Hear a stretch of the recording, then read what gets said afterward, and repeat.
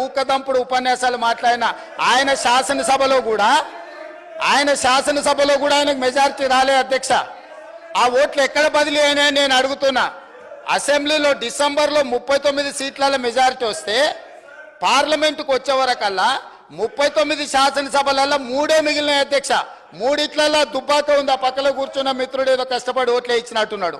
ఇవాళ సిరిసిల్లలో కూడా మెజారిటీ కోల్పోయింది. మాట్లాడే ముందు ఆ లెక్కలు చూసుకోవాలి. ఇవాళ మేము 8 మాకు 2014లో 2 సీట్లు వచ్చినాయి, 2013లో 3 సీట్లు వచ్చినాయి, 2019లో మాకు 8 సీట్లు వచ్చినాయి అధ్యక్ష. అంటే ప్రజలలో ఉండి మేము పనిచేయడంతో వరుసగా మేము నెంబర్ పెంచుకుంటూ వచ్చినాం అధ్యక్ష. మీకు మొదటిసారి 12 వచ్చినాయి, రెండోసారి 9 వచ్చినాయి, మూడోసారి గుండు 0 వచ్చింది. గుండు